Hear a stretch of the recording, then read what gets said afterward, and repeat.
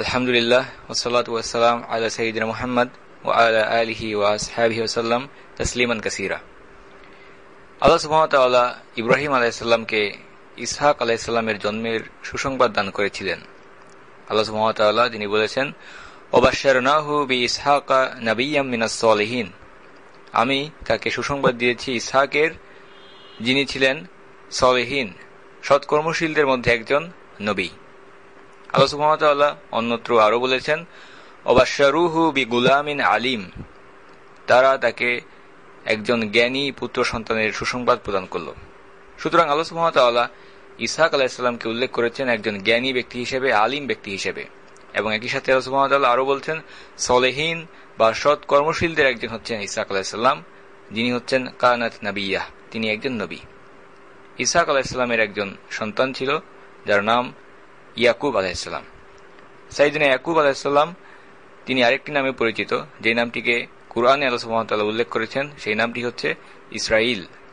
ইয়াকুব আলাইহিস সালামের সেই নামটিকে কুরআনে আল্লাহ সুবহানাহু ওয়া তাআলা উল্লেখ করে বলেছেন, কুল্লু আত-তাআমি কানা হিল্লাল লিবানি ইসরাঈল ইল্লা মা হাররামা ইসরাঈলু আলা নাফসিহি। তাওরাত নাজিল হওয়ার পূর্বে ইসরাঈল অর্থাৎ ইয়াকুব যেগুলো নিজেদের জন্য হারাম করে নিয়েছিলেন, সেগুলো ব্যতীত সমস্ত আহার্য বস্তুই বনি ইসরাঈলীদের জন্য হালাল ছিল। মুফাসসিরগণ তারা এই আয়াতের ব্যাখ্যায় বলেছেন যে ইসরাঈল এই নামের অর্থ হচ্ছে আব্দুল্লাহ, আল্লাহর বান্দা, আল্লাহর দাস। সুতরাং যখনই আমরা বলছি বনি ইসরাঈল, এর মাধ্যমে আমাদেরকে বুঝে নিতে হবে ইয়াকুব আলাইহিস সালামের সন্তান এবং তার বংশধরদেরকে বোঝানো হচ্ছে। বনি ইসরাঈল অর্থ ইয়াকুব আলাইহিস সালামের বংশধর। এবং যখন আমরা বনি ইসরাঈলীদের 12টি গোত্রের কথা আলোচনা করব, তার মানে বুঝতে হবে ইয়াকুব আলাইহিস সালামের 12 জন সন্তান এবং তাদের বংশধরদের কথা বলা হচ্ছে। ইয়াকুব আলাইহিস সালামের ছিল 12 জন পুত্র সন্তান, এবং 12 সন্তানের মধ্যে সবচেয়ে উত্তম, শ্রেষ্ঠ, সর্বোৎকৃষ্ট ছিলেন ইউসুফ আলাইহিস সালাম, যিনি ছিলেন আল্লাহ সুবহানাহু ওয়া তাআলার একজন নবী।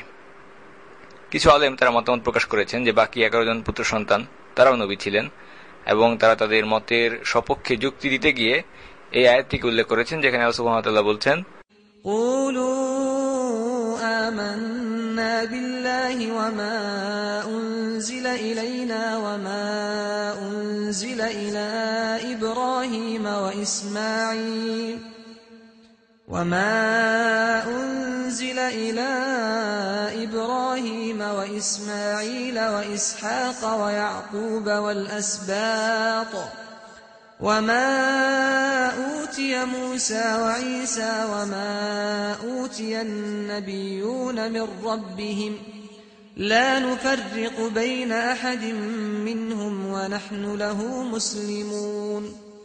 তোমরা বলো, আমরা ঈমান এনেছি আল্লাহর উপরে এবং যা অবতীর্ণ হয়েছে আমাদের প্রতি, এবং যা অবতীর্ণ হয়েছে ইব্রাহিম, ইসমাইল, ইসহাক, ইয়াকুব এবং তার বংশধরদের প্রতি।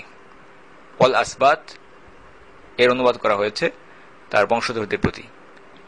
এবং মূসা, ঈসা, অন্যান্য নবীকে তাদের রবের পক্ষ থেকে যা দান করা হয়েছে সেগুলোর উপরে আমরা ঈমান এনেছি। আমরা তাদের মধ্যে পার্থক্য করি না, আমরা তারই আনুগত্যকারী। এই আয়াতে আল আসবাত শব্দের অর্থে আলেমগণ তারা বলেছেন যে ইয়াকুব আলাইহিস সালামের 12 জন পুত্রকে বোঝানো হয়েছে।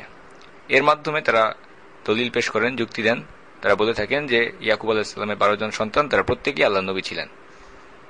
কিন্তু অন্যান্য আলেমরা তারা ভিন্নমত পোষণ করেছেন। তারা বলেছেন আল আসবাত বলতে ওই 12 জন সন্তানকে নয়, বরং 12টি গোত্রের কথা বোঝানো হয়েছে। এবং আল্লাহ সুবহানাহু ওয়া তাআলা পরবর্তীতে আমরা দেখতে পাই অসংখ্য নবী রাসূলকে আল্লাহ সুবহানাহু ওয়া তাআলা প্রেরণ করেছেন সেই 12টি গোত্রের মধ্যে।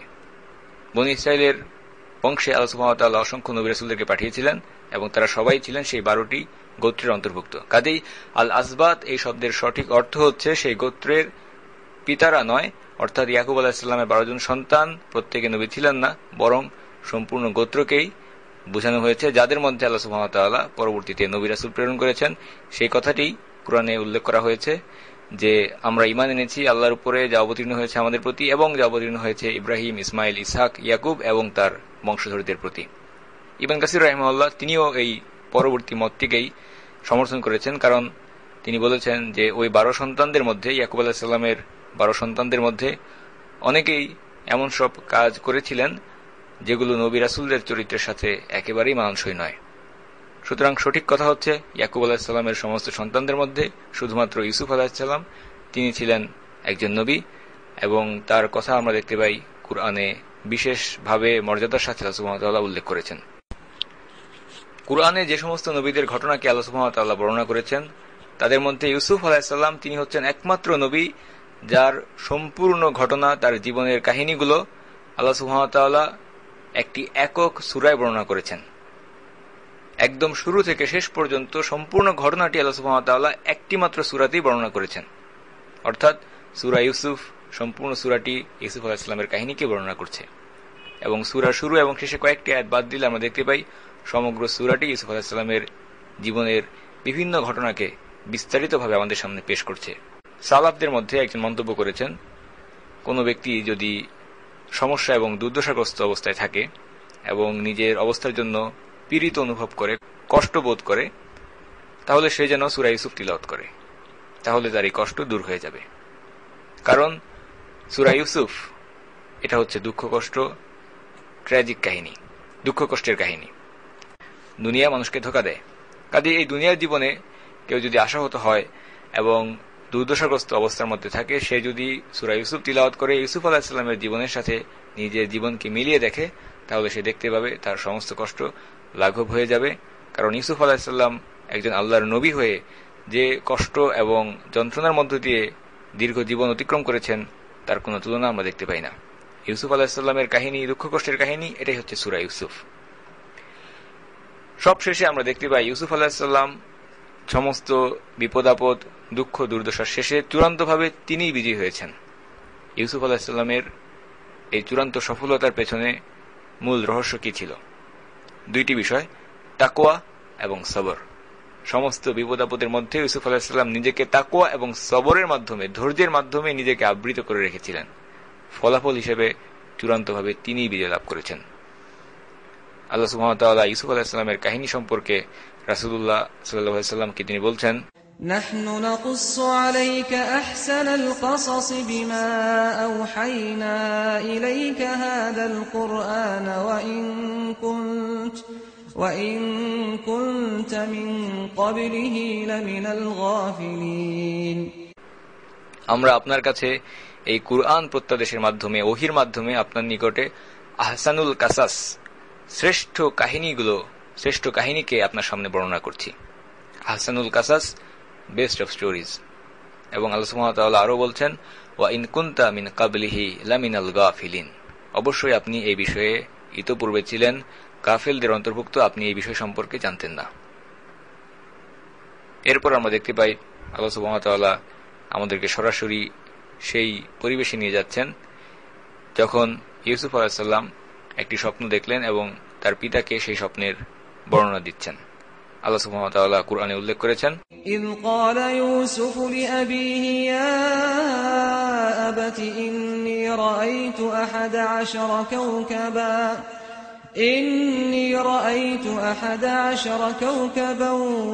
ওয়াশ-শামসা ওয়াল-কমারা রাআইতুহুম লি সাজিদিন। যখন ইউসুফ পিতাকে বলল, ইয়া আবাতি, হে আমার পিতা, আমি স্বপ্নে দেখেছি 11টি নক্ষত্রকে, সূর্য এবং চন্দ্রকেও, আমি তাদেরকে আমার উদ্দেশ্যে সিজদা করতে দেখেছি। ইউসুফ আলাইহিস সালাম তখন খুবই অল্পবয়স্ক শিশু, তখন তিনি একটি স্বপ্ন দেখলেন এবং স্বপ্নের মধ্যে তিনি দেখলেন 11টি নক্ষত্র, চন্দ্র, সূর্য তাকে সিজদা করছে। সুতরাং বোঝা যাচ্ছে যে এই স্বপ্নটি একটি সাংকেতিক স্বপ্ন, তাৎপর্যপূর্ণ, মিনিংফুল স্বপ্ন। এই স্বপ্নের ব্যাপারে তিনি তার পিতার সাথে আলাপ করলেন। সুতরাং আমরা দেখতে পাই সূরা ইউসুফ শুরুতেই আমাদেরকে এমন একটি পরিবেশে নিয়ে যাচ্ছে, একটি খুবই সুন্দর পারিবারিক পরিবেশ। শিশুপুত্র ইউসুফ আলাইহিস সালাম তিনি তার পিতা ইয়াকুব আলাইহিস সালামের সাথে আলাপ করছেন, এবং আমরা দেখতে পাচ্ছি কত অন্তরঙ্গ একটি সম্বোধনে ইউসুফ আলাইহিস সালাম তার পিতাকে সম্বোধন করেছেন, ইয়া আবাতি, হে আমার পিতা। ইয়াকুব আলাইহিস সালাম এই স্বপ্নের কথা শুনে তিনি কি বললেন? তিনি বললেন, قال يا بني لا تقصص رؤياك على إخوتك فيكيدوا لك كيدا إن الشيطان للإنسان عدو مبين। ইয়া বুনাইয়া, হে আমার পুত্র, তোমার এই স্বপ্ন তোমার ভাইদের কাছে বর্ণনা করো না, কারণ তারা তোমার বিরুদ্ধে চক্রান্ত করতে পারে। নিঃসন্দেহে শয়তান মানুষের জন্য প্রকাশ্য শত্রু। ইয়াকুব আলাইহিস সালাম, তিনি আল্লাহ সুবহানাহু ওয়া তাআলার একজন নবী, তিনি এই স্বপ্নের ব্যাখ্যা দেওয়ার পূর্বে, স্বপ্নের তাৎপর্যকে ইউসুফ আলাইহিস সালামের কাছে তুলে ধরার পূর্বে বেশ কিছু কথা বললেন, যার মধ্যে প্রথম কথা হচ্ছে তিনি নিষেধ করলেন এই স্বপ্নকে তোমার ভাইদের কাছে তুমি বর্ণনা করো না। আমরা অনেক সময় খেয়াল করলে দেখব যে শিশুদেরকে আমরা যখন কোনো বিষয়ে করতে নিষেধ করি, অধিকাংশ ক্ষেত্রেই শিশুরা সেই কাজটি বেশি করে থাকে। অভিভাবকেরা এই অভিযোগটি প্রায়ই করেন যে শিশুদেরকে নিষেধ করলে তারা শুনতে চায় না। এর পেছনে মূল কারণ হচ্ছে আমরা শিশুদেরকে ব্যাখ্যা করে বলে দেই না যে কেন আমরা তাকে এই কাজটা করতে নিষেধ করছি। শিশুদের প্রতি আমাদের ধারণা হচ্ছে তারা ছোট, অপ্রাপ্তবয়স্ক, অপরিণত, তারা বুঝবে না। আসলে এটা সঠিক মানসিকতা নয়। ইয়াকুব আলাইহিস সালামের ক্ষেত্রে আমরা দেখতে পাচ্ছি ইয়াকুব আলাইহিস সালাম প্রথমে ইউসুফ আলাইহিস সালামকে একটি নেগেটিভ কথা বলছেন, নিষেধ করছেন তোমার ভাইদের কাছে তুমি এই স্বপ্নকে বর্ণনা করো না। ইয়াকুব আলাইহিস সালাম তিনি কখনোই এই ধারণা পোষণ করেননি যে ইউসুফ আলাইহিস সালাম অপ্রাপ্তবয়স্ক, ছোট, তিনি এই সিক্রেট রাখতে পারবেন না বা এই কথাকে গোপন রাখতে পারবেন না। বরং ইয়াকুব আলাইহিস সালাম ব্যাখ্যা করে বলে দিচ্ছেন কেন তুমি তোমার ভাইদের কাছে এই স্বপ্নকে বর্ণনা করবে না। ইয়াকুব আলাইহিস সালাম বলছেন কারণ তারা তোমার বিরুদ্ধে চক্রান্ত করতে পারে। ইয়াকুব আলাইহিস সালাম যখন শিশু ইউসুফ আলাইহিস সালামকে বলছেন যে তোমার ভাইয়েরা তোমার বিরুদ্ধে চক্রান্ত করতে পারে, এবং ভাইদের প্রতি ইউসুফ আলাইহিস সালামের মনে যেন কোনো খারাপ ধারণা না জন্মায়, কিংবা ইউসুফ আলাইহিস সালাম এই বিষয়টা চিন্তা করতে পারতেন যে একই পরিবারের সদস্য, আমার ভাই, তারা কেন আমার ক্ষতি করতে চাইবে, কেন আমার চক্রান্ত করতে পারে, কেন আমার বিরুদ্ধে তারা চক্রান্ত করতে চাইবে। এই জন্যে ইয়াকুব আলাইহিস সালাম আমরা দেখতে পাচ্ছি সবশেষে আরেকটি কথা বললেন, অত্যন্ত গুরুত্বপূর্ণ কথা। সেটা হচ্ছে কি, নিঃসন্দেহে শয়তান মানুষের জন্য প্রকাশ্য শত্রু। শয়তান মানুষের প্রকাশ্য শত্রু। মানুষের মধ্যে পারস্পরিক যত ধরনের বিভেদ, ঝগড়া, মনোমালিন্য সৃষ্টি হয়, তার অধিকাংশ সৃষ্টি হয় শয়তানের কারণে। এই কারণেই আমরা দেখতে পাই আল্লাহ সুবহানাহু ওয়া তাআলা তিনি তার বান্দাদেরকে সতর্ক করে দিয়ে রাসূলুল্লাহ সাল্লাল্লাহু আলাইহি ওয়াসাল্লামকে জানিয়ে দিচ্ছেন, وَقُلْ لِعِبَادِي يَقُولُوا الَّتِي هِيَ أَحْسَنُ إِنَّ الشَّيْطَانَ يَنزَغُ بَيْنَهُمْ إِنَّ الشَّيْطَانَ كَانَ لِلْإِنسَانِ عَدُوًّا مُبِينًا। আপনি আমার বান্দাদেরকে বলে দিন উত্তম কথা বলতে, কারণ শয়তান তোমাদের মধ্যে সমস্যা সৃষ্টি করতে চায়। আল্লাহ সুবহানাহু ওয়া তাআলা তিনি আমাদেরকে উপায় শিখিয়ে দিচ্ছেন শয়তানের চক্রান্ত থেকে বাঁচার জন্য। আল্লাহ সুবহানাহু ওয়া তাআলা তিনি আমাদেরকে বলছেন উত্তম কথা বলতে, কারণ ভালো কথা, উত্তম কথা, এটা শয়তানের চক্রান্তের বিরুদ্ধে একটি মারাত্মক অস্ত্র। শয়তান আমাদের কথাবার্তাগুলোকে, আমাদের জিহ্বাকে ব্যবহার করে পরস্পরের বিরুদ্ধে একে অপরকে খেপিয়ে তোলার জন্য, ফিতনা সৃষ্টি করার জন্য। ইয়াকুব আলাইহিস সালাম তিনি ইউসুফ আলাইহিস সালামকে স্বপ্নের আংশিক তাৎপর্য ব্যাখ্যা করলেন। সরাসরি ব্যাখ্যা ইউসুফ আলাইহিস সালামকে ইয়াকুব আলাইহিস সালাম দিতে পারেননি, বরং তিনি আংশিক তাৎপর্যকে খুলে বললেন। এবং শিশু ইউসুফ আলাইহিস সালামের কাছে ইয়াকুব আলাইহিস সালাম আল্লাহ সুবহানাহু ওয়া তাআলার একটি বিশেষ পরিচয়কে তুলে ধরলেন। ইয়াকুব আলাইহিস সালাম তিনি বলছেন, وَكَذَلِكَ يَجْتَبِيكَ رَبُّكَ وَيُعَلِّمُكَ مِن تَأْوِيلِ الْأَحَادِيثِ وَيُتِمُّ نِعْمَتَهُ عَلَيْكَ وَعَلَى آلِ يَعْقُوبَ كَمَا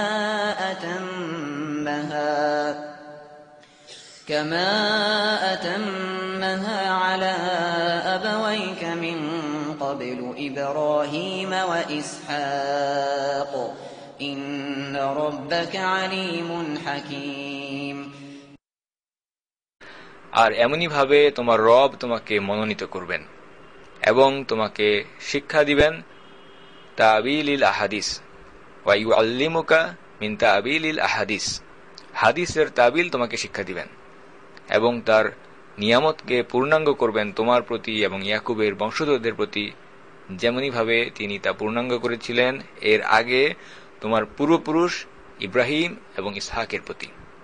সবশেষে ইয়াকুব আলাইহিস সালাম আল্লাহ সুবহানাহু ওয়া তাআলার পরিচয় দিয়ে বলছেন, ইন্না রাব্বাকা আলিমুন হাকিম, নিঃসন্দেহে তোমার রব তিনি আলিম, জ্ঞানী এবং হাকিম, হিকমতওয়ালা, প্রজ্ঞাবান।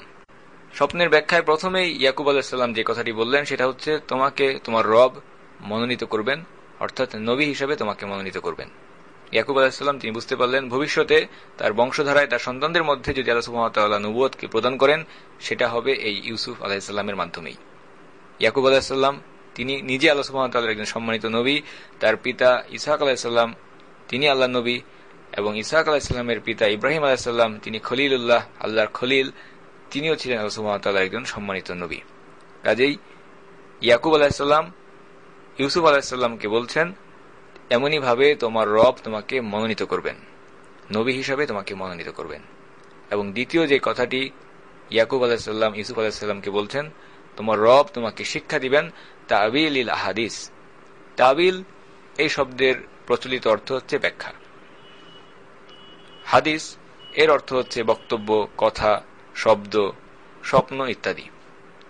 ইয়াকুব আলাইহিস সালাম বলছেন তোমাকে তোমার রব হাদিসের তাবিল শিক্ষা দিবেন, অর্থাৎ শুধুমাত্র স্বপ্নের ব্যাখ্যাই নয়, আল্লাহ সুবহানাহু ওয়া তাআলা ইউসুফ আলাইহিস সালামকে দান করবেন এমন প্রজ্ঞা, এমন ইলম, হিকমা, যার মাধ্যমে তিনি শুধুমাত্র স্বপ্নের ব্যাখ্যা দান করতে পারবেন এমনটা নয়, বরং যে কোনো কিছুর শেষ পরিণতি তিনি বুঝতে পারবেন, চূড়ান্ত পরিণতিকে তিনি উপলব্ধি করতে পারবেন, এবং এর জন্য প্রয়োজনীয় সূক্ষ্ম দৃষ্টি, অন্তর্দৃষ্টি এবং বোধ শক্তি, এটা আল্লাহ সুবহানাহু ওয়া তাআলা ইউসুফ আলাইহিস সালামকে দান করবেন।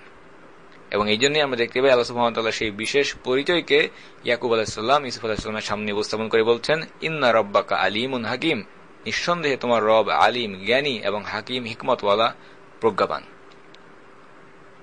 রাসূলুল্লাহ সাল্লাল্লাহু আলাইহি ওয়াসাল্লামের কাছে একবার কিছু ব্যক্তি আসলেন এবং আসার পরে তারা জিজ্ঞাসা করলেন মানুষদের মধ্যে সবচেয়ে সম্মানিত ব্যক্তি কে? রাসূলুল্লাহ সাল্লাল্লাহু আলাইহি ওয়াসাল্লাম তিনি উত্তরে বললেন, মানুষদের মধ্যে সর্বাপেক্ষা সম্মানিত ব্যক্তি হচ্ছেন আল্লাহর নবী ইউসুফ আলাইহিস সালাম। নিজেও ছিলেন একজন নবী, তার পিতাও ছিলেন নবী, তার পিতামহও ছিলেন নবী, এবং তার প্রপিতামহ তিনিও ছিলেন আল্লাহর নবী, তার খলিল বা দোস্ত। সুতরাং ইয়াকুব আলাইহিস সালাম ইউসুফ আলাইহিস সালামের স্বপ্নের মাধ্যমে বুঝতে পারলেন যদি তার বংশের মধ্যে নবুয়তকে আল্লাহ সুবহানাহু ওয়া তাআলা টিকিয়ে রাখেন সেটা হবে এই ইউসুফের মাধ্যমেই। আল্লাহ সুবহানাহু ওয়া তাআলা সূরা ইউসুফের শুরুর দিকে আমাদেরকে বলছেন, لقد كان في يوسف وإخوته آيات للسائلين। সওয়ালকারীদের জন্য, সত্য সন্ধানীদের জন্য অবশ্যই আয়াত, নিদর্শন রয়েছে ইউসুফ এবং তার ভাইদের ঘটনায়। আল্লাহ সুবহানাহু ওয়া তাআলা বলছেন ইউসুফ এবং তার ভাইদের ঘটনায় জ্ঞান পিপাসু ব্যক্তিদের জন্য, সওয়ালকারীদের জন্য রয়েছে বহু শিক্ষা, বহু আয়াত, বহু উপদেশ। এবং আমরা যদি ইউসুফ আলাইহিস সালামের জীবনের ঘটনার দিকে লক্ষ্য করি, চিন্তা গবেষণা করি, তাফাক্কুর করি, তাদাব্বুর করি, আমরা দেখতে পাবো শিক্ষার এক মহা সমুদ্র, যেটা আমার এবং আপনার প্রত্যেকের জীবনে অসংখ্য স্থানে সহযোগিতা করবে। এই সূরাটি নাজিলের একটি বিশেষ ঘটনা রয়েছে। আল্লাহ সুবহানাহু ওয়া তাআলা বলছেন সওয়ালকারীদের জন্য এই সূরা ইউসুফে অসংখ্য নির্দেশনাবলী রয়েছে, অবশ্যই অনেক নিদর্শনাবলী রয়েছে। সূরা নাজিলের পেছনের ঘটনাটি হচ্ছে মদিনা থেকে কিছু ইহুদি, তাদের একটি প্রতিনিধি দল মক্কায় আসলো, এবং মক্কায় আসার পরে তারা আল্লাহ রাসূল সাল্লাল্লাহু আলাইহি ওয়াসাল্লামকে প্রশ্ন করল, বলুন দেখি কোন নবী শামে ছিলেন, সিরিয়াতে ছিলেন। এরপর তার ছেলেকে সেখান থেকে মিশরে বহিষ্কার করা হয়, এবং এই শোকে ওই নবী কাঁদতে কাঁদতে অন্ধ হয়ে যান। এই প্রশ্ন নিয়ে মদিনা থেকে ইহুদিরা মক্কায় রাসূলুল্লাহ সাল্লাল্লাহু আলাইহি ওয়াসাল্লামের কাছে আসলো।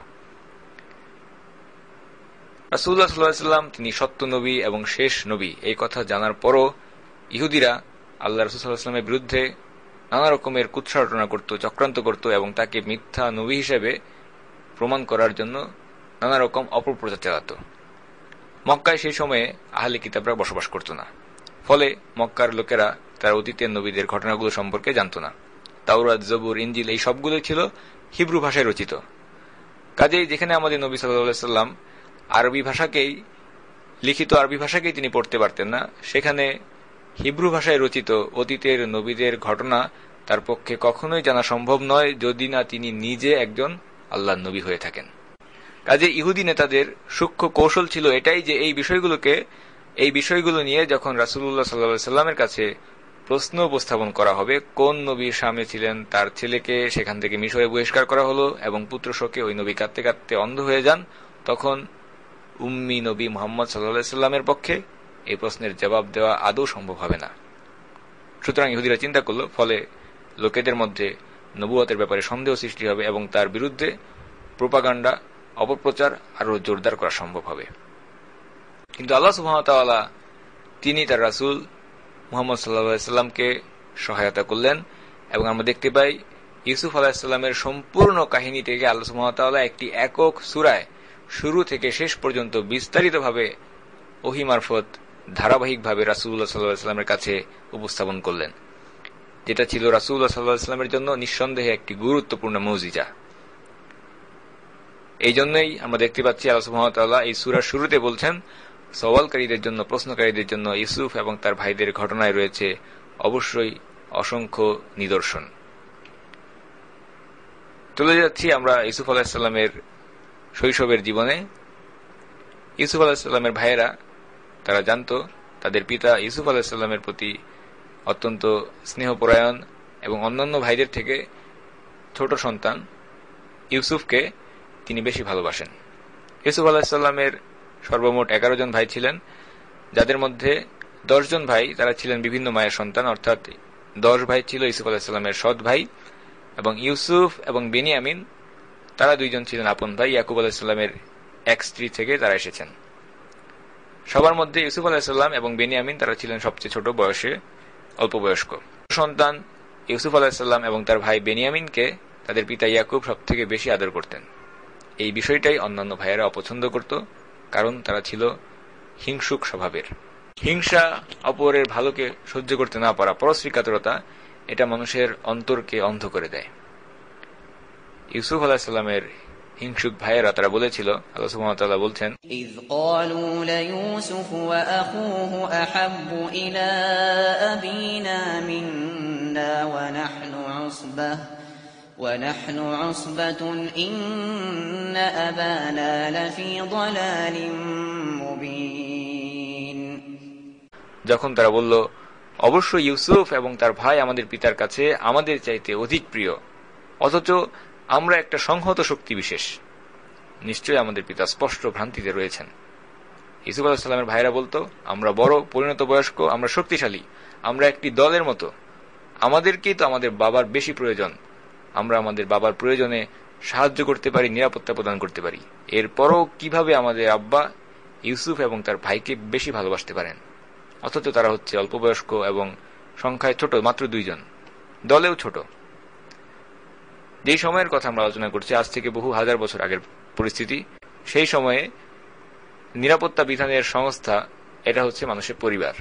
নিরাপত্তা দেখার জন্য, কোনো একটি পরিবারকে শক্তিশালী করার জন্য কোনো আইন বা আইন প্রয়োগকারী সংস্থা সেই সময় ছিল না। আপনি আপনাকে নিরাপত্তা দিবেন আপনার পরিবারের সদস্য সংখ্যার মাধ্যমে। এই কারণে পরিবারের সদস্য সংখ্যা বেশি হলে সেই সময় লোকেরা এর জন্য গর্ববোধ করত। যে পরিবারের সদস্য সংখ্যা যত বেশি, তারা তত বেশি প্রভাবশালী, তত বেশি শক্তিশালী। এই জন্যই আমরা দেখতে পাই ইয়াকুব আলাইহিস সালামের সন্তানেরা তারা বলছিল, ওয়ানাহনু উসবাতুন, আমরা তো একটা সংহত শক্তি বিশেষ, আমরা যে শক্তিশালী, তাহলে কেন আমাদের পিতা আমাদের চেয়ে ইউসুফকে বেশি ভালোবাসছেন? এই জন্য তারা তাদের পিতা সম্পর্কে অশোভনোক্তি করত এবং বলতো, যদিও ইয়াকুব আলাইহিস সালাম আল্লাহ সুবহানাহু ওয়া তাআলা একজন নবী ছিলেন, এরপরও তারা বলছে যে নিশ্চয়ই আমাদের পিতা স্পষ্ট ভ্রান্তিতে রয়েছেন, যা কখনোই সঠিক নয়, বরং শুধুমাত্র হিংসার কারণে তারা তাদের পিতাকে বলতো আমাদের পিতা ভ্রান্তির মধ্যে রয়েছেন। ইউসুফ আলাইহিস সালামের এই হিংসুক ভাইয়েরা ইউসুফ আলাইহিস সালামকে হত্যার পরিকল্পনা করল। সুতরাং লক্ষ্য করুন হিংসা কিভাবে মানুষের চিন্তাভাবনাকে দূষিত করে দেয়, নষ্ট করে দেয়। ইউসুফের প্রতি তার পিতার ভালোবাসার মতো ছোট্ট একটা বিষয়, এটা তাদের চোখে অনেক বড় একটি বিষয় হয়ে দেখা গেল, এটা তাদের চোখে অনেক বড় একটি ব্যাপার হয়ে গেল। অপরদিকে আপন ভাই মানুষ হত্যার মতো একটা বিষয়, এটা তাদের চোখে সামান্য একটা বিষয় হয়ে গেল। এই সবই ঘটল হিংসার কারণে। হিংসার কারণে ইউসুফের প্রতি তাদের পিতার ভালোবাসার মতো ছোট্ট একটা বিষয়কে শয়তান তাদের কাছে অনেক বড় হিসেবে উপস্থাপন করল। অপরদিকে নিজেদের ভাইকে হত্যার মতো একটা বড় বিষয় তাদের চোখে তুচ্ছ হয়ে গেল। ইয়াকুব আলাইহিস সালাম তিনি তার সমস্ত সন্তানদেরকে ভালোবাসেন, কিন্তু হিংসা তাদের চিন্তা শক্তিকে গ্রাস করে ফেলল, চিন্তা শক্তিকে বিকল করে দিল, মানব হত্যার মতো একটা বিষয় তাদের চোখে খুব সামান্য মনে হলো। এর পেছনে কারণ হচ্ছে হিংসা। তারা বলল, উকতুল ইউসুফ, ইউসুফকে মেরে ফেলো, অথবা তাকে দূরে কোন স্থানে ফেলে দিয়ে আসো। আল্লাহ সুবহানাহু ওয়া তাআলা বলেন, اقتلوا يوسف أو اطرحوه أرضا يخل لكم وجه أبيكم وتكونوا من بعده قوما صالحين। তোমরা ইউসুফকে হত্যা করে ফেলো কিংবা তাকে কোনো দূরবর্তী ভূমিতে ফেলে দিয়ে আসো, তাহলে তোমাদের পিতার দৃষ্টি তোমাদের প্রতি নিবদ্ধ হবে, এরপর তোমরা তওবা করে ভালো লোক হয়ে যাবে। এখানে দেখা যাচ্ছে গুনাহের কাজ করার আগেই তারা তওবা করার নিয়ত করে নিচ্ছে। তারা বলছে আমরা তাকে হত্যা করব, এরপর আমরা তওবা করে নিব, ভালো লোক হয়ে যাব। পাপের ক্ষতি দূর করার জন্য পাপ কাজ করার আগে থেকেই তারা তওবার পরিকল্পনা করলো। এই ধরনের তওবা এটা মূলত কোনো তওবাই নয়, বরং পাপ কাজকে বৈধ করার জন্য এটা শয়তানের একটি সাজানো কারসাজি, একটা ধোঁকা। কারণ আন্তরিকভাবে কোনো মানুষের অন্তরে তওবার অনুভূতি জাগ্রত হলে প্রথমত সে কখনোই সে গুনাহটি করতে পারবে না। কাজেই গুনাহ করার আগে তওবা করবে, এই ধরনের ডিসিশন নেওয়া এটা মূলত শয়তানের একটা ধোঁকা ছাড়া আর কিছুই নয়। ভাইদের মধ্যে একজন যিনি একটু নরম প্রকৃতির ছিলেন এবং ইউসুফের প্রতি কিছুটা সহানুভূতিশীল ছিলেন, তিনি বললেন, ইউসুফকে হত্যার পরিবর্তে কুয়োয় ফেলে দাও। আল্লাহ সুবহানাহু ওয়া তাআলা বলছেন, قال قائل منهم لا تقتلوا يوسف وألقوه في غيابة الجب يلتقطه بعض السيارة إن كنتم فاعلين।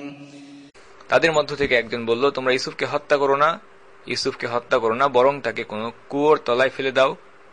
ভ্রমণকারীদের মধ্যে, মুসাফিরদের মধ্যে হয়তো কেউ তাকে তুলেও নিতে পারে, যদি তোমাদের কিছু করতেই হয়। তারা সিদ্ধান্ত নিল ইউসুফ আলাইহিস সালামকে তারা হত্যা করবে না, বরং রাস্তার পাশে, পথের পাশে কোনো একটি কুয়োয় ফেলে দেবে। রাস্তার পাশে কুয়ো, যেগুলোতে খুব বেশি পানি থাকে না, বরং বৃষ্টির পানিগুলো জমা থাকে, অল্প পানি থাকে, মুসাফিররা সেখান থেকে পানি সংগ্রহ করে এরকম কোন একটি স্থানে তাদেরকে ফেলে দিয়ে আসবে এবং এভাবে তারা ইউসুফ আলাইহিস সালামের কাছ থেকে নিজেদেরকে মুক্ত করে নেবে। এই উদ্দেশ্যে তারা তাদের পিতা ইয়াকুব আলাইহিস সালামের কাছে গেল এবং বলল, আব্বা, আপনি কেন ইউসুফের ব্যাপারে আমাদেরকে বিশ্বাস করছেন না? আমরা তো পরিণত বয়স্ক, সবল, প্রাপ্তবয়স্ক সন্তান।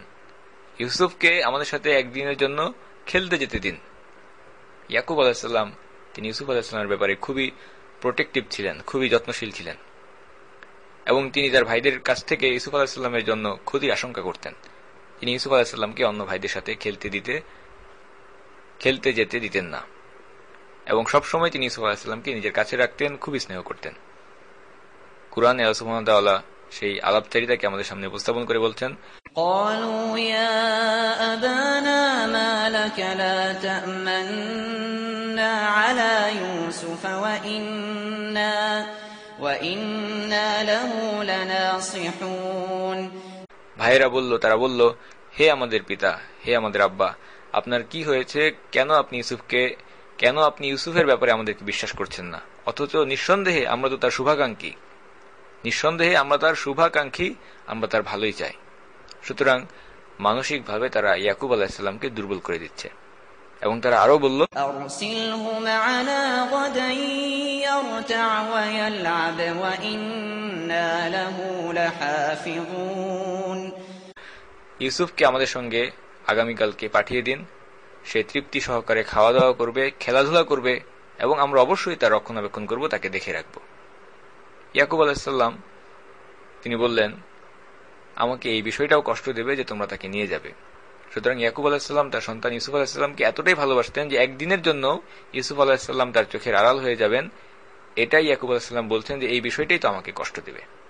ইয়াকুব আলাইহিস সালাম আরো একটি কথা বললেন, তিনি বললেন, قال إني ليحزنني أن تذهبوا به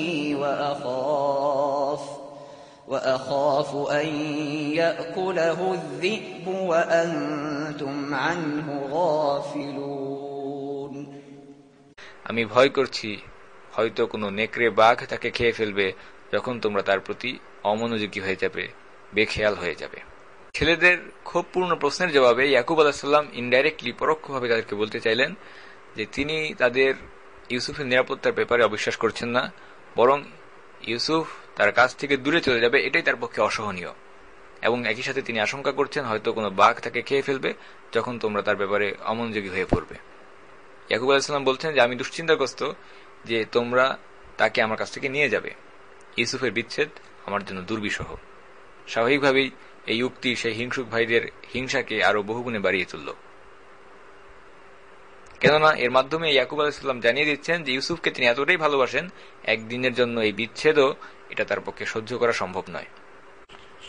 ইয়াকুব আলাইহিস সালাম ইউসুফ আলাইহিস সালামের ব্যাপারে যে ক্ষতির আশঙ্কা করলেন, সেই আশঙ্কা দূর করার জন্য তারা একটি অত্যন্ত কার্যকর পন্থা অবলম্বন করল। তারা বলল,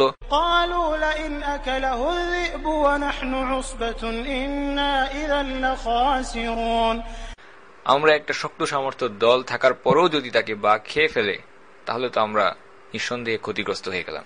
তাহলে আমাদের মধ্যে আর কি ভালো অবশিষ্ট থাকলো? আমরা এতজন ভাই থাকার পরও যদি বাঘ এসে ইউসুফকে খেয়ে ফেলে। এই ভাইয়েরা ইউসুফ আলাইহিস সালামের কাছ থেকে নিজেদেরকে মুক্ত করার জন্য অত্যন্ত তাড়াহুড়ার মধ্যে ছিল, কোনো পরিকল্পনা করার মতো সময় তাদের হাতে ছিল না। সুতরাং তারা ইয়াকুব আলাইহিস সালামের আশঙ্কাকেই তাদের পরিকল্পনা বানিয়ে ফেলল। তারা ইউসুফ আলাইহিস সালামকে বাইরে খেলতে নিয়ে গেল, এরপর তার জামা খুলে নিয়ে তাকে একটি কুয়োর মধ্যে ফেলে দিল। এরপর তারা একটি ছাগল জবাই করল এবং সেই ছাগলের রক্ত ইউসুফ আলাইহিস সালামের জামায় মাখিয়ে নিয়ে ফেরত আসলো। যখন তারা তাদের পিতার কাছে ফিরে আসলো ক্রন্দনরত অবস্থায়, এসে তারা বলল, আব্বা, ইউসুফকে নেকড়ে বাঘ খেয়ে ফেলেছে। ইয়াকুব আলাইহিস সালাম বলছিলেন যে তিনি ভয় করছেন হয়তো কোনো নেকড়ে বাঘ এসে তাকে খেয়ে ফেলতে পারে, এবং এই কথাকেই সুযোগ হিসেবে গ্রহণ করে ভাইয়ের এসে বলছিল বাঘ এসে ইউসুফকে খেয়ে ফেলেছে। আল্লাহ সুবহানাহু ওয়া তাআলা ইউসুফ আলাইহিস সালামের সেই কুয়োর মধ্যে যখন তিনি ছিলেন সেই অবস্থাকে বর্ণনা করে বলছেন, فَلَمَّا ذَهَبُوا بِهِ وَأَجْمَعُوا أَن يَجْعَلُوهُ فِي غَيَابَتِ الْجُبِّ وَأَوْحَيْنَا إِلَيْهِ لَتُنَبِّئَنَّهُم بِأَمْرِهِمْ هَذَا وَهُمْ لَا يَشْعُرُونَ। এরপর তারা যখন তাকে নিয়ে গেল এবং সবাই একমত হলো তারা তাকে ফেলে দেবে কুয়োর তলায়, তখন আমি তার কাছে প্রত্যাদেশ দিলাম, তুমি অবশ্যই তাদেরকে জানিয়ে দেবে তাদের এই কাজের কথা এমন একদিন যেদিন তারা তোমাকে চিনতেও পারবে না। আল্লাহ সুবহানাহু ওয়া তাআলা ইউসুফ আলাইহিস সালামের অন্তরে এই কথাকে জাগ্রত করে দিলেন। ইউসুফ আলাইহিস সালামের মনের মধ্যে এই কথাটি জেগে উঠল, অবশ্যই এমন একটা দিন আসবে যে দিন আমি তাদেরকে তাদের এই চক্রান্তের কথা বলে দেব, কিন্তু তারা সেই দিন আমাকে চিনতেও পারবে না, সেদিন তারা বুঝতেও পারবে না যে তারা ইউসুফ আলাইহিস সালামের সাথে কথা বলছে। আল্লাহ সুবহানাহু ওয়া তাআলা ইউসুফ আলাইহিস সালামকে এমন একটা ঘটনা সম্পর্কে জানিয়ে দিচ্ছেন যেটা সম্পর্কে ইউসুফ আলাইহিস সালাম নিজেও জানেন না কিভাবে এই ঘটনাটি ঘটবে, এবং এটা নবুয়তের একটি বিষয় যেটা আল্লাহ সুবহানাহু ওয়া তাআলা ইউসুফ আলাইহিস সালামের অন্তরে জাগিয়ে দিয়েছিলেন। ইউসুফ আলাইহিস সালামের ভাইয়েরা রাতের প্রথম অংশে এশার সময় ক্রন্দনরত অবস্থায় কাঁদতে কাঁদতে তাদের পিতা ইয়াকুব আলাইহিস সালামের কাছে ফিরে আসলো। তারা বলল, قالوا يا أبانا إنا ذهبنا نستبق وتركنا يوسف عند متاعنا فأكله الذئب وما أنت بمؤمن لنا ولو كنا صادقين। আব্বা, আমরা দৌড় প্রতিযোগিতা করছিলাম এবং ইউসুফকে আমাদের আসবাবপত্রের কাছে রেখে গিয়েছিলাম, এরপর বাঘ এসে তাকে খেয়ে ফেলেছে। আপনি তো আমাদেরকে বিশ্বাস করবেন না, যদিও আমরা সত্যবাদী, যদিও আমরা সত্য কথা বলছি। একবার একজন বিচারকের কাছে, কাজীর কাছে একজন মহিলা এসে কাঁদতে লাগলো। সেই মহিলা ক্রমাগত ক্রন্দন করে যাচ্ছে, কাঁদছে তো কাঁদছেই। যখন বিচার হয়ে গেল, বিচারক সেই মহিলার বিরুদ্ধে রায় দিলেন। বিচারকের একজন বন্ধু বিচারককে বললেন যে এই মহিলা তো খুবই কান্নাকাটি করছে, হয়তো সে সত্য কথা বলছে, আপনি কেন তাকে বিশ্বাস করছেন না? তখন সেই বিচারক ইয়াকুব আলাইহিস সালামের সন্তানদের ঘটনাকে উল্লেখ করে বললেন, আপনি কি কুরআন পড়েননি?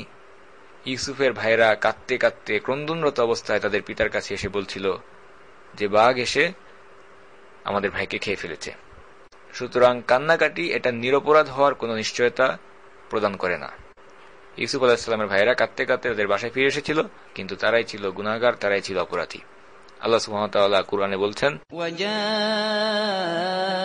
عَلَى قَمِيصِهِ بِدَمٍ كَذِبٍ قَالَ بَلْ سَوَّلَتْ لَكُمْ أَنفُسُكُمْ أَمْرًا فَصَبْرٌ جَمِيلٌ وَاللَّهُ الْمُسْتَعَانُ عَلَى مَا تَصِفُونَ। তারা তার জামার উপর মিথ্যা রক্ত মাখিয়ে নিয়ে আসলো। ইয়াকুব আলাইহিস সালাম বললেন, কখনোই নয়, বরং তোমাদের মন তোমাদেরকে একটা কথা সাজিয়ে দিয়েছে, তোমরা একটি ঘটনা বানিয়ে নিয়ে এসেছো। সুতরাং এখন সবর করাই উত্তম, ধৈর্য ধারণ করাই শ্রেয়। ফাসাবরুন জামিল, তোমরা যে বিষয় বর্ণনা করছো সেই বিষয়ে একমাত্র আল্লাহই আমার সাহায্যস্থল। একমাত্র আল্লাহই আমার সাহায্যস্থল তোমরা যে ঘটনা বর্ণনা করছো সেই সম্পর্কে। সুবহান রাব্বিকা রাব্বিল ইজ্জাতি আম্মা ইয়াসিফুন ওয়া সালামুন আলাল মুরসালিন ওয়ালহামদুলিল্লাহি রাব্বিল আলামিন। আউযু বিল্লাহি মিনাশ শাইতানির রাজীম। বিসমিল্লাহির রহমানির রহিম। আলহামদুলিল্লাহ ওয়াসসালাতু ওয়াসসালাম আলা সাইয়্যিদিনা মুহাম্মদ ওয়া আলা আলিহি ওয়া আসহাবিহি ওয়া সাল্লাম তাসলিমান কাসীরা। ইনশাআল্লাহ আজকে যেখান থেকে আমরা আমাদের আলোচনা শুরু করতে যাচ্ছি, তখন একদিকে ইউসুফ আলাইহিস সালাম, অন্যদিকে ইয়াকুব আলাইহিস সালাম। আল্লাহ সুবহানাহু ওয়া তাআলার এই দুই বান্দাই কঠিন পরীক্ষার সম্মুখীন। পরীক্ষা হচ্ছে সবরের। ইয়াকুব আলাইহিস সালাম তিনি তার ছেলেদের চক্রান্তকে ধরে ফেললেন এবং তিনি বললেন, অতঃপর এই অবস্থায় পূর্ণ ধৈর্য ধারণ করাই আমার জন্য উত্তম। ফাসাবরুন জামিল, তোমরা যে মন গড়া কথা বলছো সেই ব্যাপারে একমাত্র আল্লাহই আমার সাহায্যস্থল। সবর কি জিনিস? একজন সালাফ তিনি বলেছেন, সবর হচ্ছে তিনটি জিনিসের নাম, যার মধ্যে দুইটি হচ্ছে, 1 নম্বর নিজের বিপদ আপদের কথা কারো কাছে বর্ণনা না করা, এবং 2 নম্বর নিজের দুঃখের কাহিনী গেয়ে কারো সামনে ক্রন্দন না করা। সুতরাং ইয়াকুব আলাইহিস সালাম একমাত্র আল্লাহ সুবহানাহু ওয়া তাআলাকেই সাহায্যকারী হিসেবে গ্রহণ করলেন। এই বিষয়টিকে ভিন্নভাবে চিন্তা করলে কোনো পিতাই চাইবে না তার সন্তানদের অপরাধের কথা, সন্তানদের দেওয়া কষ্টের কথা মানুষের সামনে বলে বেড়াবে, কারণ এটা বলে বেড়ানো একটা কষ্টের বিষয়। সুতরাং এত আদরের সন্তান ইউসুফ আলাইহিস সালামকে হারিয়ে ইয়াকুব আলাইহিস সালাম ভীষণ মনোকষ্টে পড়লেন। অপরদিকে ইউসুফ আলাইহিস সালাম তিনি যখন কুয়োর মধ্যে, তিনিও সবরের পরীক্ষায় পড়লেন। এক বিশাল মানসিক কষ্টকর পরীক্ষায় অবতীর্ণ হলেন ইউসুফ আলাইহিস সালাম।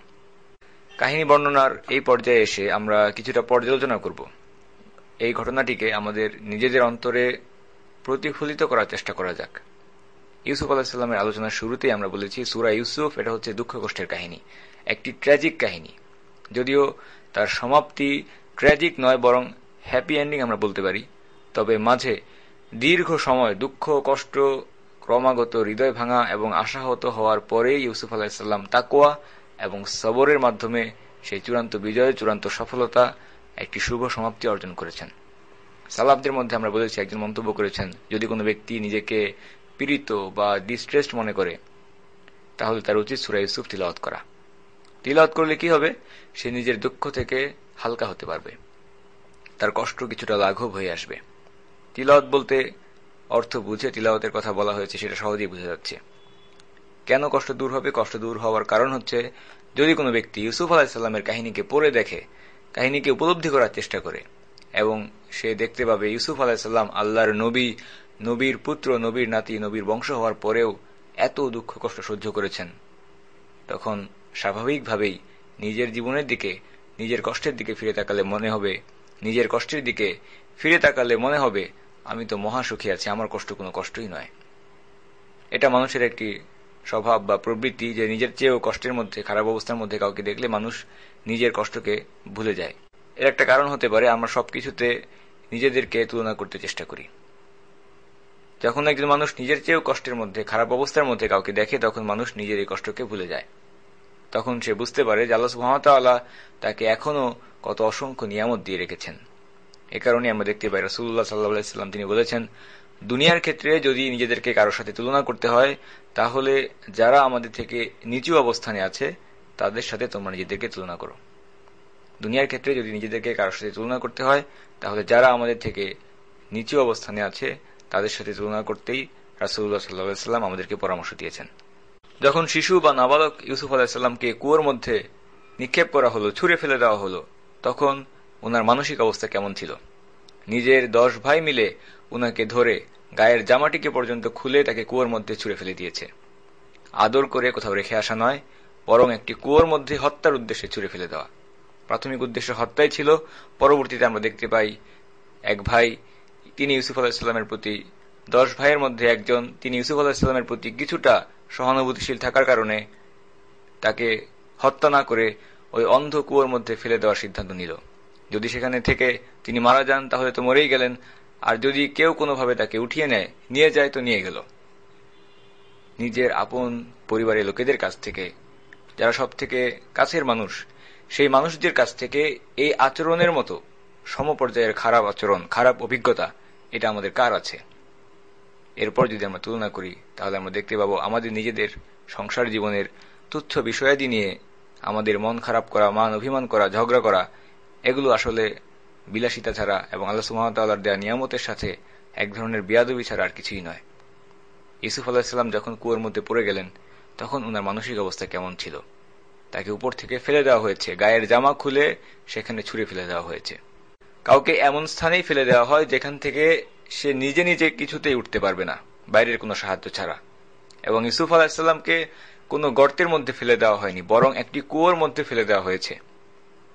কুয়োর গভীরতা এতটুকু হতে হবে যেখানে গেলে পানি পাওয়া যাবে। কাজেই একটা গর্তের থেকে কুয়োর গভীরতা আরো অনেক বেশি হতে হয়। এবং যে কুয়োর বর্ণনা আল্লাহ সুবহানাহু ওয়া তাআলা কুরআনে দিয়েছেন, আল্লাহ সুবহানাহু ওয়া তাআলা বলেছেন সেই কুয়ো এতটা গভীর ছিল যে আল্লাহ সুবহানাহু ওয়া তাআলা তাকে বলেছেন অন্ধকূপ। আল্লাহ সুবহানাহু ওয়া তাআলা কুরআনে বলেছেন গায়াবাতিল জুব, অন্ধকূপ। কারণ কুয়োর গভীরতার কারণে সেই কুয়োর তলদেশে কি আছে সেটা উপর থেকে দেখা যায় না। ইউসুফ আলাইহিস সালাম যে কুয়োর মধ্যে ছিলেন সেটা সাধারণ পথের পাশে যেখানে জনপদ আছে এমন কোনো কুয়ো ছিল না। ইউসুফ আলাইহিস সালামের ভাইরা তাকে নিয়ে গিয়েছিল বাড়ি থেকে বহু দূরে, জঙ্গলের কাছে, খেলার নাম করে। কুয়োটা ছিল একটা রাস্তার পাশে, পথিকেরা সেখান থেকে পানি নিতে পারত। আজ থেকে কয়েক হাজার বছর আগে জঙ্গলের পাশে একটি রাস্তার পাশে, সেখানে নিয়মিত কোনো যাত্রীরা যাতায়াত করেন না। কে কখন এসে ইউসুফ আলাইহিস সালামকে উদ্ধার করে নিয়ে যাবে? ভাইয়েরা ভেবেই নিয়েছিল ইউসুফের কথা তোমরা বাদ দাও। তারা মৃত্যুর আশঙ্কাই করছিল। যদি কোনোভাবে কেউ তাকে উদ্ধার করে নিয়ে যায়, কপাল গুনে যদি সে বেঁচে যায়, কোনো কাফেলা তাকে উঠিয়ে নেয় তো নিয়ে নিল। সেই রকম অন্ধকার, দম বন্ধ করা স্থানে ইউসুফ আলাইহিস সালামকে ছুঁড়ে ফেলে দেওয়া হয়েছে। কি দোষ করেছিলেন তিনি? তিনি ছিলেন নাবালক, শিশু, নিষ্পাপ। আমাদের উপর যখন কেউ জুলুম করে, আমাদের বিরুদ্ধে যখন কেউ অন্যায় করে, তখন আমরা বলি অমুক ব্যক্তি ন্যায় কাজ করেনি, আমার উপর জুলুম করেছে, আমার কোনো দোষ ছিল না। এভাবে আমরা প্রত্যেকটি কাজে যখনই আমাদের বিপরীত কোনো কিছু ঘটে, আমরা নিজেদেরকে নিষ্পাপ এবং নির্দোষ মনে করতে শুরু করি।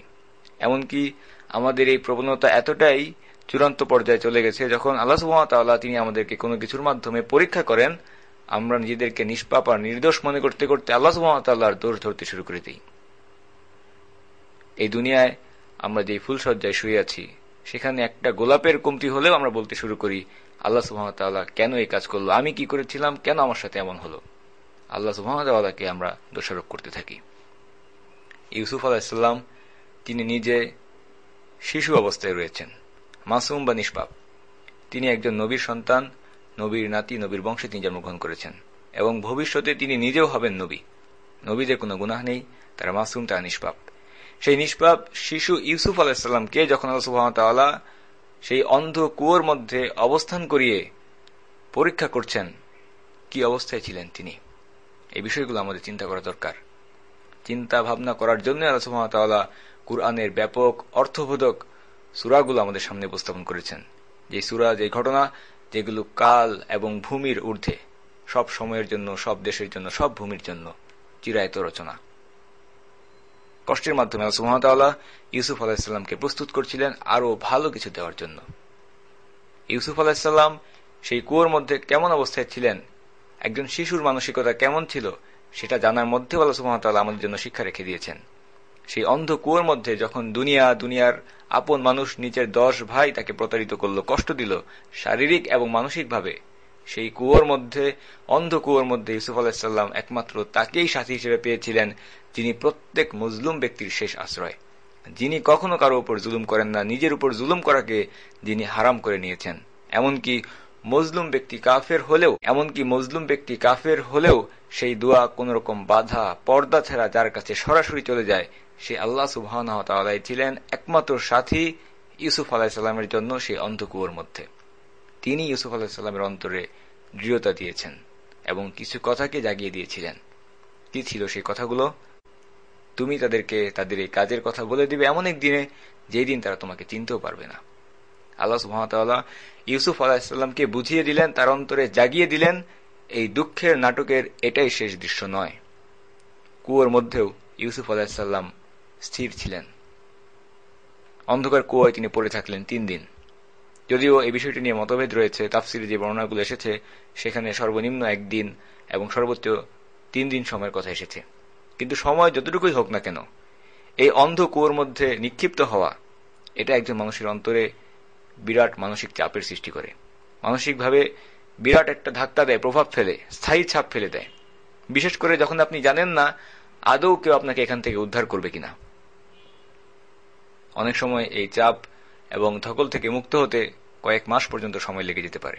শিশু ইউসুফ আলাইহিস সালামের অন্তরকে আল্লাহ সুবহানাহু ওয়া তাআলা এভাবেই দৃঢ়তা দিয়েছেন।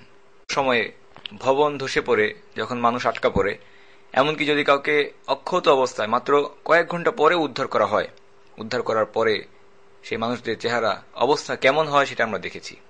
বেশিরভাগ মানুষের চেহারাই থাকে অনুভূতি শূন্য, স্থির, আবেগহীন চেহারায় তারা বুঝিয়ে দেন এই দুনিয়ার জীবনটা তামাশাপূর্ণ এক প্রতারণা ছাড়া আর কিছুই নয়। আল্লাহ সুবহানাহু ওয়া তাআলা ইউসুফ আলাইহিস সালামের অনুভূতি, ইউসুফ আলাইহিস সালামের চেহারা, ইউসুফ আলাইহিস সালামের রিঅ্যাকশনের কোনো বর্ণনা দেননি। অনুভূতির বর্ণনা এসেছে সেই পানি সংগ্রাহকের কথা। যে ব্যক্তি কাফেলার জন্য পানি সংগ্রহ করতে এসেছিল সেই কুয়োতে, কুয়োর মধ্য থেকে যখন একটা আস্ত মানুষ উঠে আসলো, একটা নাবালক ছেলে উঠে আসলো, সেই পরিস্থিতিকে আল্লাহ সুবহানাহু ওয়া তাআলা আমাদের সামনে বর্ণনা করছেন। আল্লাহ সুবহানাহু ওয়া তাআলা বলছেন, وَجَاءَتْ سَيَّارَةٌ فَأَرْسَلُوا وَارِدَهُمْ فَأَدْلَىٰ دَلْوَهُ, এবং একটি কাফেলা এলো, অতঃপর তাদের পানি সংগ্রাহককে প্রেরণ করলো, সে বালতি ফেললো এবং বলল, قَالَ يَا بُشْرَىٰ هَٰذَا غُلَامٌ, কি আনন্দের কথা, এ তো একটা কিশোর ছেলে। সে বালতি নামালো, অর্থাৎ কুয়ো থেকে পানি ভরে তোলার জন্য বালতি ছাড়লো। আমরা দেখতে পাই এখানে ইউসুফ আলাইহিস সালাম কিভাবে বালতি ধরে ঝুলে পড়লেন এবং উপরের দিকে উঠে আসলেন, এই বিষয়গুলো আল্লাহ সুবহানাহু ওয়া তাআলা বর্ণনা করেননি। এই বিষয়গুলোকে আল্লাহ সুবহানাহু ওয়া তাআলা উজ্জ্বল রেখেছেন এবং এটা কুরআনের একটা শৈল্পিক বর্ণনা শৈলী। এর মাধ্যমে আল্লাহ সুবহানাহু ওয়া তাআলা কুরআনের শ্রোতা এবং পাঠককে কাহিনীর আকস্মিকতার স্বাদ উপভোগ করিয়েছেন। সেই ব্যক্তি বালতি ফেলল এবং বলে উঠল, ক্বালা ইয়া বুশরা হাযা গুলাম, কি আনন্দের কথা, এটা একটা কিশোর ছেলে। বালতি তোলার পর কাফেলা সেই ব্যক্তি দেখতে পেল এক সুদর্শন বালক বালতি ধরে বসে আছে। সে অত্যন্ত খুশি হয়ে গেল, সে আশ্চর্য হয়ে গেল। সেই শিশুর অবস্থান, পরিণতি দেখে কাফেলার পানি সংগ্রাহক খুশি হল। কেন খুশি হল? মৃত্যু মুখে পতিত একটা মানুষকে কুয়ো থেকে উদ্ধার করা গেছে এই কারণে? না, বরং আল্লাহ সুবহানাহু ওয়া তাআলা বলছেন তারা তাকে একটা পণ্যদ্রব্য হিসেবে গণ্য করে গোপন করে ফেলল। কিভাবে এই বালক এই কুয়োর মধ্যে এলো, তার দুঃখ কষ্টের কাহিনী শুনে তারা অবাক হতে পারত, কষ্ট আফসোস করতে পারত, তাকে তার পিতার কাছে ফেরত দেওয়ার কথা বলতে পারত, কিন্তু এর কোনোটি হয়নি। কাফেলার লোকেরা খুশি হয়েছিল এই কারণে এই বালককে বিক্রি করে অর্থ সম্পদ পাওয়া যাবে। কত নির্মম পরিহাস! ইউসুফ আলাইহিস সালাম কুয়োয় পড়েছেন, ভাইয়েরা কষ্ট দিয়েছে, তিনি পিতার কাছ থেকে আলাদা হয়েছেন, এরপর কাফেলা অপরিচিত লোকেরা তাকে উঠিয়ে নিল, ভবিষ্যতে তাকে কৃতদাস হিসেবে বিক্রি করে দেওয়া হবে এক অনিশ্চিত জীবনের সামনে ইউসুফ আলাইহিস সালাম। ইউসুফ আলাইহিস সালাম এই সবগুলো পরিস্থিতিতে খুব স্বাভাবিক এবং স্থির চিত্ত ছিলেন। তিনি নিজের পরিণতিকে মেনে নিয়েছেন। একজন বান্দা কিভাবে সমস্ত অবস্থায় আল্লাহ সুবহানাহু ওয়া তাআলার উপর খুশি থাকে, ইউসুফ আলাইহিস সালাম তার স্পষ্ট উদাহরণ। কাফেলা ইউসুফ আলাইহিস সালামকে সাথে নিয়ে এগিয়ে চলল এবং কোথায় নিয়ে গেল? সুবহানাল্লাহ, সেই কাফেলা সেই মিশরে নিয়ে এলো, একদিন যে মিশরের সম্রাট হবেন আজকের এই গোলাম কৃতদাস ইউসুফ আলাইহিস সালাম। সুতরাং স্পষ্ট দেখা যাচ্ছে আল্লাহ সুবহানাহু ওয়া তাআলা যদি সিদ্ধান্ত নেন তিনি কোনো কিছুকে ঘটাবেন, তাহলে তিনি তার জন্য প্রয়োজনীয় উপায় এবং উপকরণকে প্রস্তুত করে দেন। ইউসুফ আলাইহিস সালামকে তারা মিশরে নিয়ে আসলো, সেখানে বিক্রি করে দিল এবং বেশ ভালো মূল্যেই তাকে বিক্রি করে দিল। কিন্তু আল্লাহ সুবহানাহু ওয়া তাআলা কুরআনে বলেছেন, وشروه بثمن بخس دراهم معدودة وكانوا فيه من الزاهدين। তারা তাকে স্বল্প মূল্যে নির্দিষ্ট কয়েক দিরহামের বিনিময়ে বিক্রি করে দিল।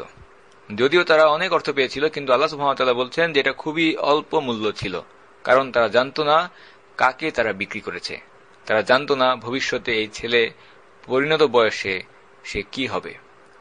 যদি তারা জানতো তাহলে তার সমপরিমাণ ওজনের স্বর্ণের দামেও যদি তাকে বিক্রি করত, সেটাও ইউসুফ আলাইহিস সালামের জন্য অল্প মূল্যই হতো। আল্লাহ সুবহানাহু ওয়া তাআলা বলছেন, ওয়াকানু ফিহি মিনাজ জাহিদিন। তারা তাকে হিসাবেই ধরেনি, গণায় ধরেনি, তার ব্যাপারে তারা অনাসক্ত ছিল, নিরাসক্ত ছিল। মিশরের যে ব্যক্তি তাকে ক্রয় করেছিল, সে তাকে বাড়িতে এনে, ঘরে এনে তার স্ত্রীকে বলল, সম্মানজনকভাবে এর থাকার ব্যবস্থা করে দাও। وقال الذي اشتراه من مصر لامرأته أكرمي مثواه عسى أن ينفعنا أو نتخذه ولدا। সম্মানজনকভাবে এর থাকার ব্যবস্থা করে দাও, সম্ভবত সে আমাদের কাজে আসবে, উপকারে আসবে, অথবা তাকে আমরা নিজেদের ছেলে সন্তান হিসেবেও গ্রহণ করতে পারি। একজন সালাফ তিনি বলেছেন, তিনজন ব্যক্তির সবচেয়ে বেশি ফারাসা ছিল। ফারাসা এর অর্থ হচ্ছে অন্তর্দৃষ্টি, দূরদৃষ্টি। তাদের একজন হচ্ছেন মিশরের এই ব্যক্তি যিনি ইউসুফকে খরিদ করেছিলেন এবং বলেছিলেন হয়তো ইউসুফ আমাদের উপকারে আসবে, এবং অপরজন তিনি হচ্ছেন মাদিয়ানের সেই কন্যা যে তার পিতাকে বলেছিল আপনি এই ব্যক্তিকে কাজে নিয়োগ দিন, সেই কর্মী হিসেবে উত্তম যে শক্তিশালী এবং বিশ্বস্ত। এখানে মূসা আলাইহিস সালামকে নিয়োগ দেওয়ার জন্য সেই কন্যা তার পিতাকে অনুরোধ করেছিল। এবং তৃতীয় ব্যক্তি হচ্ছেন আবু বকর আস-সিদ্দিক রাদিয়াল্লাহু তাআলা আনহু, যখন তিনি ওমর ইবনুল খাত্তাব রাদিয়াল্লাহু তাআলা আনহুকে খলিফা হিসেবে নির্বাচন করেছিলেন। সেই সালাফ তিনি বলেছেন যে এই তিনজন ব্যক্তির সবচেয়ে বেশি ফারাসা বা অন্তর্দৃষ্টি, দূরদৃষ্টি ছিল। অসহায় ইউসুফ আলাইহিস সালাম এবারে চলে এসেছেন মিশরে। আল্লাহ সুবহানাহু ওয়া তাআলা ইউসুফ আলাইহিস সালামের মিশরে আগমন করা সম্পর্কে তিনি বলছেন, এভাবেই আমি ইউসুফকে জমিনে প্রতিষ্ঠা দান করলাম, যাতে করে আমি তাকে স্বপ্নের ব্যাখ্যা সম্পর্কিত জ্ঞান শিক্ষা দিতে পারি। ইউসুফ আলাইহিস সালাম তিনি একজন দাস ছিলেন, কৃতদাস, তাকে কেনা বেচা করা হয়েছে। কেন তিনি এত কষ্টের মধ্য দিয়ে গেলেন? একজন দাস হিসেবে তাকে বিক্রি করে দেওয়া হয়েছে, কুয়োর মধ্যে তিনি ছিলেন। এই কষ্টগুলো ইউসুফ আলাইহিস সালামকে করতে হয়েছে, কারণ আল্লাহ সুবহানাহু ওয়া তাআলা তাকে জমিনে প্রতিষ্ঠিত করতে চেয়েছেন। এটা আমাদের জন্য একটা গুরুত্বপূর্ণ শিক্ষা। বর্তমানে এই মুসলিম উম্মাহ কেন এত কষ্টের মধ্যে দিয়ে যাচ্ছে? কারণ আল্লাহ সুবহানাহু ওয়া তাআলা এই উম্মাহকেই জমিনে প্রতিষ্ঠা দান করবেন। আল্লাহ সুবহানাহু ওয়া তাআলা রাসূলুল্লাহ সাল্লাল্লাহু আলাইহি ওয়াসাল্লাম এবং সাহাবাদেরকেও কষ্ট করিয়েছেন, কারণ আল্লাহ সুবহানাহু ওয়া তাআলা চেয়েছিলেন তাদেরকেই বিজয় দান করবেন এবং জমিনে প্রতিষ্ঠিত করবেন। এ কারণে আল্লাহ সুবহানাহু ওয়া তাআলা এই কষ্টের মাধ্যমে তাদেরকে প্রস্তুত করেছেন সেই গুরু দায়িত্বের জন্য। মূসা আলাইহিস সালামকে আল্লাহ সুবহানাহু ওয়া তাআলা অনেক দুঃখ কষ্টের মধ্যে দিয়ে পরীক্ষা করেছেন। কেন আল্লাহ সুবহানাহু ওয়া তাআলা তাকে এত কষ্ট দিলেন? কেন এত কঠিন পরীক্ষা করালেন? কারণ তিনি তাকে জমিনের বুকে কর্তৃত্ব দিতে চেয়েছিলেন। আল্লাহ সুবহানাহু ওয়া তাআলা বলেছেন, وَكَذَلِكَ مَكَّنَّا لِيُوسُفَ فِي الْأَرْضِ وَلِنُعَلِّمَهُ مِنْ تَأْوِيلِ الْأَحَادِيثِ। এভাবেই আমি ইউসুফকে জমিনে প্রতিষ্ঠা দান করলাম। যদিও বা ইউসুফ আলাইহিস সালাম তখন একজন দাস ছিলেন, কিন্তু পরবর্তীতে তিনি মিশরের ক্ষমতা লাভ করলেন এবং আল্লাহ সুবহানাহু ওয়া তাআলা এটাকে দুনিয়ার বুকে প্রতিষ্ঠা লাভ বলে অভিহিত করেছেন। কেন আল্লাহ সুবহানাহু ওয়া তাআলা ইউসুফ আলাইহিস সালামকে জমিনে প্রতিষ্ঠিত করলেন? যাতে করে আমি তাকে স্বপ্নের ব্যাখ্যা সম্পর্কিত জ্ঞান শিক্ষা দিতে পারি। ইউসুফ আলাইহিস সালাম তার এই কষ্টকর পরিস্থিতিগুলোর মাধ্যমে জীবনের সবচেয়ে মূল্যবান বিষয় অভিজ্ঞতা সঞ্চয় করছেন। অনেক বৈচিত্র্যময় পরিস্থিতির অভিজ্ঞতা তিনি তার জীবনে অর্জন করছেন। তার জীবনের একটি কঠিন সময়কে তিনি অতিক্রম করছেন এবং এই কঠিন পরিস্থিতিগুলোর মাধ্যমে আল্লাহ সুবহানাহু ওয়া তাআলা তার মধ্যে জ্ঞান এবং অভিজ্ঞতাকে তৈরি করে দিচ্ছেন। খেয়াল করুন, ইউসুফ আলাইহিস সালামকে আল্লাহ সুবহানাহু ওয়া তাআলা কোথায় এই প্রশিক্ষণ দিচ্ছেন? আজিজের গৃহে, আজিজের ঘরে। আজিজ হচ্ছেন বর্তমান সময়ের প্রধানমন্ত্রীর পদের সমতুল্য। বরং আমরা দেখতে পাই মিশরের সেই আজিজ তিনি প্রধানমন্ত্রীর থেকেও বড় ছিলেন, কারণ একই সাথে তিনি সেই মিশরের কোষাধ্যক্ষও ছিলেন। অর্থাৎ মিশরের বাদশার পরে দ্বিতীয় গুরুত্বপূর্ণ ব্যক্তি ছিলেন মিশরের আজিজ। আল্লাহ সুবহানাহু ওয়া তাআলা সেই আজিজের ঘরে, আজিজের প্রাসাদে ইউসুফ আলাইহিস সালামকে বড় করছিলেন, যদিও বা ইউসুফ আলাইহিস সালাম তখন একজন ক্রীতদাস ছিলেন। আল্লাহ সুবহানাহু ওয়া তাআলা ইউসুফ আলাইহিস সালামকে একেবারে প্রশাসনের কেন্দ্রে রেখেছেন, যাতে করে তিনি পরবর্তীতে প্রশাসনিক সিদ্ধান্ত নেওয়ার অভিজ্ঞতা লাভ করেন।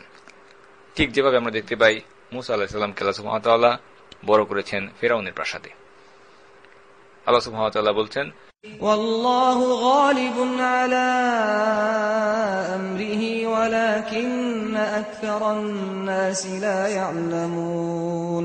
আল্লাহ সুবহানাহু ওয়া তাআলা তিনি স্বীয় কর্মকাণ্ডের উপরে, তার কর্মকাণ্ডকে বাস্তবায়নের উপরে তিনি হচ্ছেন ক্ষমতাবান। ইউসুফ আলাইহিস সালামের ভাইয়েরা কি মনে করেছিল? ইউসুফ আলাইহিস সালামের ভাইয়েরা তারা মনে করেছিল তাদের উদ্দেশ্য সম্পূর্ণভাবে সফল হয়েছে, ইউসুফকে তারা সরিয়ে দিয়েছে। কিন্তু যখন তারা ইউসুফ আলাইহিস সালামকে কুয়োয় ফেলে দিল, সত্যিকার অর্থে সেই মুহূর্ত থেকেই তারা ইউসুফ আলাইহিস সালামের উপরে নিয়ন্ত্রণকে হারিয়ে ফেলল। বরং সেই মুহূর্ত থেকেই স্বয়ং আল্লাহ সুবহানাহু ওয়া তাআলা তিনি ইউসুফ আলাইহিস সালামের দেখাশোনা করছেন, দায়িত্ব গ্রহণ করেছেন। এই কারণেই আল্লাহ সুবহানাহু ওয়া তাআলা বলেছেন, আল্লাহ তিনি নিজের কাজে প্রবল থাকেন, কিন্তু অধিকাংশ মানুষ তা জানে না। আল্লাহ সুবহানাহু ওয়া তাআলা স্বীয় ইচ্ছাকে বাস্তবায়নের উপরে ক্ষমতাবান, কিন্তু অধিকাংশ মানুষই এই কথাটি জানে না। আল্লাহ সুবহানাহু ওয়া তাআলা বলেছেন, এভাবেই আমি ইউসুফকে জমিনে প্রতিষ্ঠিত করেছি। ইউসুফের ভাইয়েরা একটা সিদ্ধান্ত নিয়েছিল, আল্লাহ সুবহানাহু ওয়া তাআলা একটা সিদ্ধান্ত নিয়েছেন। আর আল্লাহ সুবহানাহু ওয়া তাআলা তিনি হচ্ছেন সমস্ত সিদ্ধান্তের উপরে সর্বময় কর্তা, যার কারণে আল্লাহ সুবহানাহু ওয়া তাআলার সিদ্ধান্তই কার্যকর হলো, বাস্তবায়িত হলো। কিন্তু ইউসুফ আলাইহিস সালামের ভাইয়েরা যদিও একটি সিদ্ধান্তের পরে তারা সেই সিদ্ধান্তকে বাস্তবায়িত করেছে, কিন্তু তাদের এই সিদ্ধান্তের উপরে তারা সর্বময় কর্তা নয়, তাই তারা যা করতে চেয়েছিল সেটা করতে পারেনি। বরং ইউসুফ আলাইহিস সালাম তাদের মুঠো থেকে বের হয়ে আসলেন। বেশিরভাগ মানুষই এই কথাগুলো জানে না। অর্থাৎ আল্লাহ সুবহানাহু ওয়া তাআলার প্রাকৃতিক নিয়ম, এটা অপ্রতিরোধ্য, এটা হবেই, এই বিষয়টা অধিকাংশ মানুষ জানে না। পরবর্তী আয়াতে উল্লেখ করা হয়েছে, আল্লাহ ইউসুফ আলাইহিস সালামের জন্য যা চেয়েছিলেন সেটা হচ্ছে তাকে হাদিসের তাবিল বা তাবিলিল আহাদিস এই বিষয়টি শিক্ষাদান করবেন, এবং এটা ইউসুফ আলাইহিস সালামের বয়ঃপ্রাপ্তির পরে কার্যকর করা হয়েছে।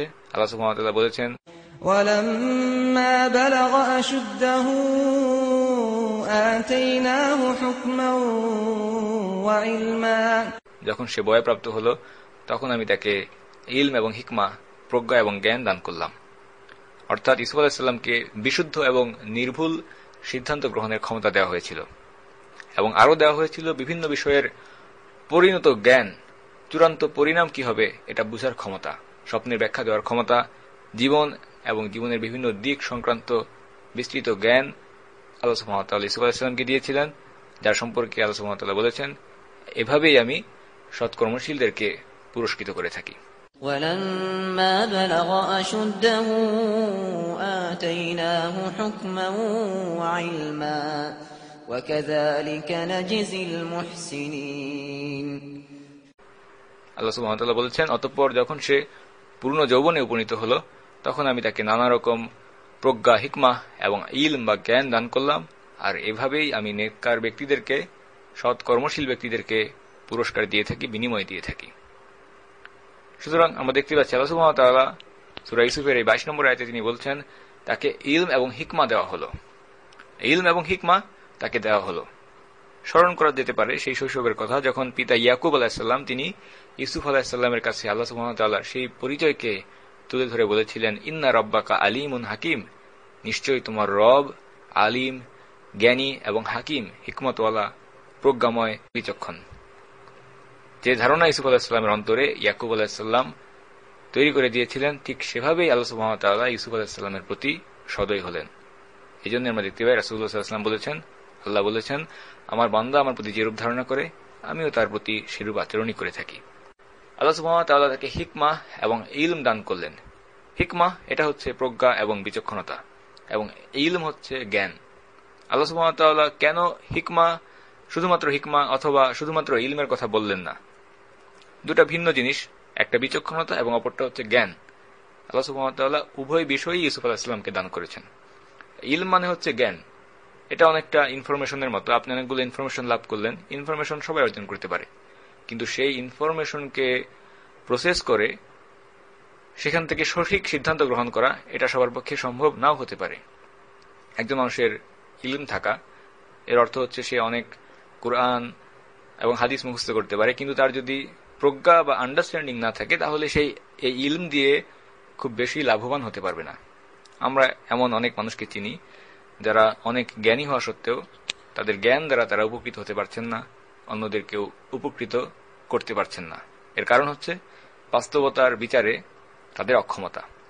যে কোনো বিষয়ে ভালো মন্দ বিচার করা, এর জন্য প্রয়োজন হচ্ছে বিচক্ষণতা, অর্থাৎ ইলমকে কাজে লাগিয়ে, তথ্যকে কাজে লাগিয়ে, ইনফরমেশনকে কাজে লাগিয়ে সঠিক সিদ্ধান্তে আসা, একটা বিষয়কে দেখে বুঝতে পারা, সেটাকে নিয়ে পর্যালোচনা করা এবং সেখান থেকে সিদ্ধান্ত গ্রহণ করা এবং সেই সিদ্ধান্তের উপরে ইলম অনুযায়ী আমল করার নাম হচ্ছে হিকমত বা হিকমাহ বা বিচক্ষণতা।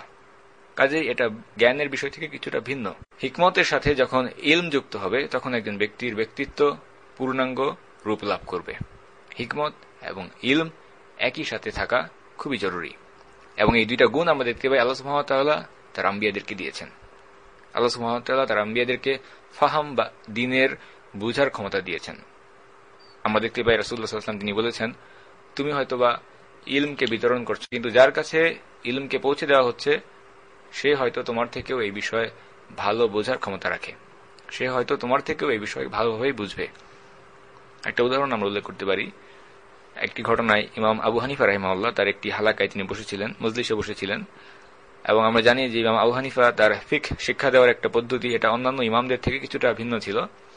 তিনি প্রথমে একটা বিষয় সবার সামনে উপস্থিত সকলের সামনে একটা টপিককে উপস্থাপন করতেন, এরপর সেই বিষয় নিয়ে আলেমদেরকে, উপস্থিত আলেমদেরকে আলোচনা বিতর্ক করতে বলতেন, তারা সেই বিষয় নিয়ে আলোচনা করতেন, তাদের মতামত উপস্থাপন করতেন, এবং সবার শেষে ইমাম আবু হানিফা তিনি তার নিজের সিদ্ধান্তকে প্রকাশ করতেন। অথচ আমরা দেখতে পাই অন্যান্য বিখ্যাত ইমামগণ তারা নিজেরাই একটা বিষয়ে সিদ্ধান্ত প্রদান করতেন এবং বাকিরা সেই সিদ্ধান্তকে শুনতেন। সেই সিদ্ধান্ত নিয়ে তাদের সাথে কেউ তর্কে লিপ্ত হতেন না। যেমন ইমাম মালিক রাহিমাহুল্লাহ তার হালাকায় যারা বসতেন তারা সবাই তার ছাত্র ছিলেন, তারা তার কাছ থেকে শিক্ষা গ্রহণ করতেন, কিন্তু নিজেদের পক্ষ থেকে কোনো মতামত দিতেন না। কিন্তু ইমাম আবু হানিফা তিনি ভিন্ন পদ্ধতি অবলম্বন করতেন, তিনি অন্যদের সাথে আলোচনা করে সিদ্ধান্ত প্রদান করতেন। উদাহরণস্বরূপ আমরা বলতে পারি আবু মুহাম্মদ ইবন আল হাসান এবং ইমাম আবু ইউসুফকে ইমাম আবু হানিফার ছাত্র না বলে আমরা তার সাহিবান বা সঙ্গী বলি। সুতরাং যদিও তারা বাস্তবে আবু হানিফার ছাত্রই ছিলেন, কিন্তু যেহেতু ইমাম আবু হানিফা তাদের সাথে পরামর্শ করতেন এই জন্যই আমরা তাদেরকে তার সঙ্গী বলে থাকি। একবার ইমাম আবু হানিফার একটি হালাকায় একজন মুহাদ্দিস তিনি আসতেন, সেই মুহাদ্দিস একদিন একটি হাদিস বললেন। ইমাম আবু হানিফা সেই হাদিসটি তখনও জানতেন না, এবং সেই সময় একজন মহিলা এসে সেই মুহাদ্দিসকে একটি প্রশ্ন করলেন একটি বিষয়ে। সেই মুহাদ্দিস বললেন যে আল্লাহু আলম, আল্লাহ ভালো জানেন, এই বিষয়ে আমি জানি না। ইমাম আবু হানিফা তিনি বলে উঠলেন যে আমি এই প্রশ্নের উত্তর জানি। তখন সেই মুহাদ্দিস তিনি বললেন, হে ইমাম, আপনি কিভাবে এই প্রশ্নের উত্তর জানেন? ইমাম আবু হানিফা বললেন, আপনি এই মাত্র যে হাদিসটিকে শোনালেন সেই হাদিসের মধ্যেই আমি এই উত্তর পেয়েছি। এটাই হচ্ছে উদাহরণ যে একজন মানুষের ইলম থাকতে পারে, কিন্তু ইলম থাকলেই যে সেটাকে সঠিকভাবে প্রয়োগ করতে পারবে এটা সবসময় নাও হতে পারে। ইমাম আবু হানিফা প্রথমত তিনি হাদিসকে জানতেনই না, হাদিস জানতেন সেই মুহাদ্দিস, কিন্তু যখন যেই মুহূর্তে ইমাম আবু হানিফা তিনি সেই হাদিসটিকে জানলেন তখনই সেটাকে বুঝা এবং কিভাবে সেই হাদিসকে প্রয়োগ করা হবে এটা প্রয়োগ করার মতো প্রজ্ঞা বা হিকমত তার মধ্যে ছিল। আল্লাহ সুবহানাহু ওয়া তাআলা তাকে এই হিকমত দান করেছেন। ঠিক তেমনি ভাবে আমরা দেখতে পাচ্ছি আল্লাহ সুবহানাহু ওয়া তাআলা ইউসুফ আলাইহিস সালামকে এই উভয় গুণই দিয়েছেন, হিকমাহ এবং ইলম। বিচারক বা নেতৃত্বস্থানীয় ব্যক্তিদের জন্য এই দুইটি গুণ থাকা খুবই জরুরি, একেবারে অপরিহার্য। শুধুমাত্র জ্ঞান থাকাই যথেষ্ট নয়, আবার শুধুমাত্র বিচক্ষণতা থাকাও যথেষ্ট নয়। ভালো নেতা হওয়ার জন্য দুইটাই থাকতে হবে। আরেকটি উদাহরণ আমরা উল্লেখ করতে পারি হিকমা এবং ইলম সম্পর্কে। কয়েকশো বছর আগে উত্তর আফ্রিকায় একটি ইসলামিক রাষ্ট্র ছিল, একটি ইমারা ছিল, সেই রাষ্ট্রের পতন করেছিলেন এবং সেই রাষ্ট্রকে প্রতিষ্ঠিত করেছিলেন সেখানকার আলেমগণ। পরবর্তীতে সেই রাষ্ট্রটি আর টিকতে পারেনি, হারিয়ে যায়। পরবর্তীতে অন্যান্য আলেমগণ, ঐতিহাসিকরা, তারা এই রাষ্ট্রের ব্যর্থতার কারণ বের করতে গিয়ে বলেছেন যে আলেমগণ এই রাষ্ট্রকে প্রতিষ্ঠিত করেছিলেন তারা অনেক জ্ঞানী ছিলেন, এটা নিয়ে কোনো সন্দেহ নেই, ইলম তাদের ছিল, কিন্তু বাস্তবতা সম্পর্কে তারা অবহিত ছিলেন না। তারা তাদের আশেপাশের পরিবেশ পরিস্থিতি বাস্তবতাকে ভুলে ইলমের চর্চায় ব্যস্ত থাকতেন এবং শরিয়া ব্যবস্থাকে প্রতিষ্ঠিত করেছিলেন। কিন্তু বাস্তবতার সাথে পরিস্থিতিকে না মেলানোর কারণে, বাস্তবতাকে ভুলে যাওয়ার কারণে পরবর্তীতে সেই রাষ্ট্রটি আর টিকতে পারেনি। সুবহান রাব্বিকা রাব্বিল ইজ্জাতি আম্মা ইয়াসিফুন ওয়া সালামুন আলাল মুরসালিন ওয়ালহামদুলিল্লাহি রাব্বিল আলামিন।